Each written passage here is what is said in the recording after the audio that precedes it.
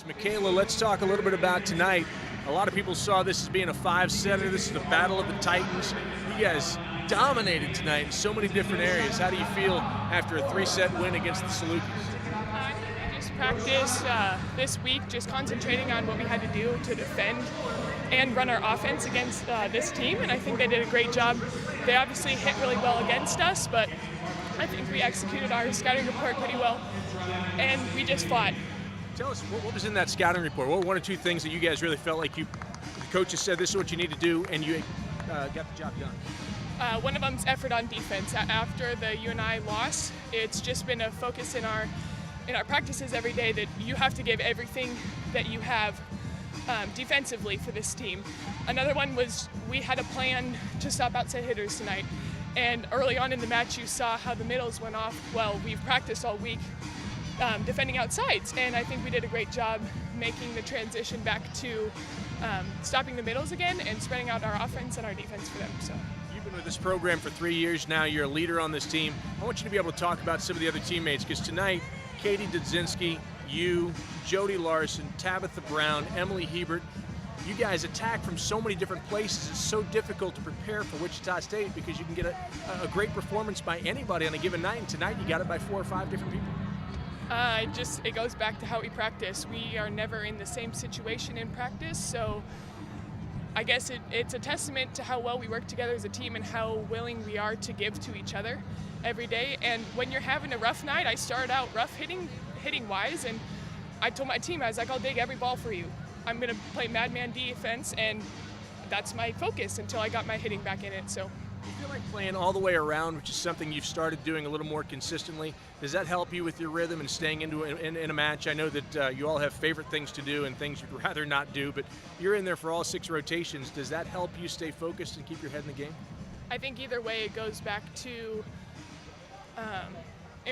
either way, if I'm in for 3, out for 3, it's a different mentality, but I think I like both of them equally. It's easier for me to stay in the game defensively because I know I can add to this team, and I'm always going to give 100% of effort, and my teammates know that. So having that to fall back on is nice for me when I'm struggling in the front row. It's like, all right, I have something else to give to this team right now. I like both. I would say I like both. Well, Mikaela, congratulations. A fantastic win for you guys tonight on your home floor. Got a little road trip coming, but it's nice to get 3 out of 3 at home. Congratulations. Well done. We'll talk to you soon. Thank you very much.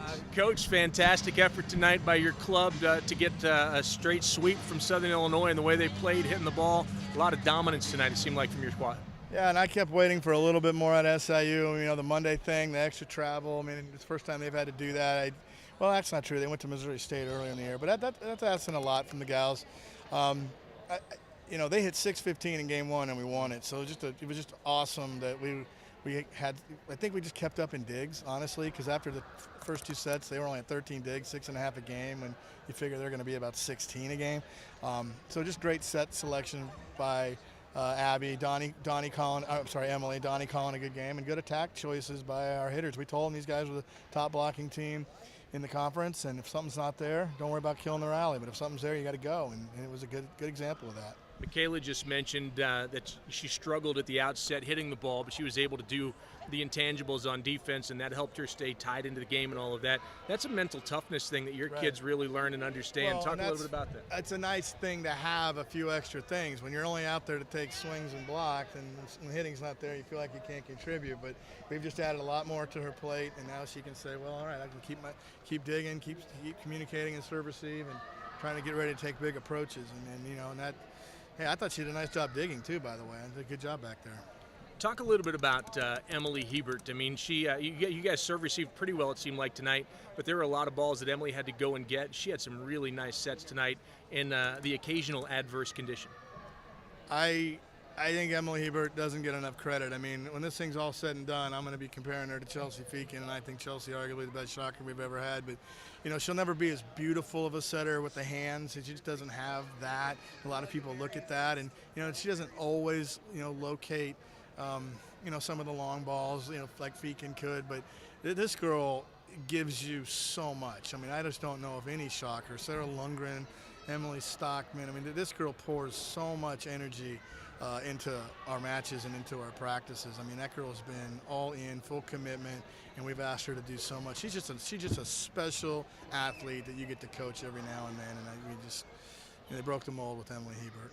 Another gal who really came on tonight was Katie Dudzinski. She was 9 for 9 at one point in kills for attempts, just really on point with every ball that she was given. Yeah, and you're going up against a blocking team, a team that's very disciplined with their block, and we were hoping Katie could get some confidence early, and boy, that wasn't just early; it was early and forever. Yeah, I'd heard that you were working really hard this weekend on the outside hitters. How do you feel like you guys did? Because it looked to me like you did well, but you're the coach. You always dissect things differently. Yeah, I had no problem. There wasn't a lot of terribly long rallies in that match. Both teams were siding out really well, so they didn't get themselves in too many bad positions. But like I said earlier, you guys, this block's going to be there. Forehands are going to be in front of you.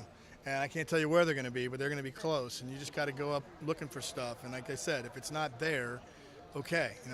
We got a few places that we wanted the ball to go, and they did the best they could. But if it's there, I want them to take the shot.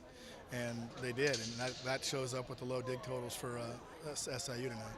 3-0 on the weekend, Coach. Congratulations on that, and we'll look forward to seeing you down the road. Yeah, we're going to give them a much-needed day off tomorrow, and we're going to try to put a nice plan together for these Sycamores and the Redbirds, because these SIU, we just took the lead, but we got another big one in front of us, and they get Evansville, so they'll probably be sitting at 2.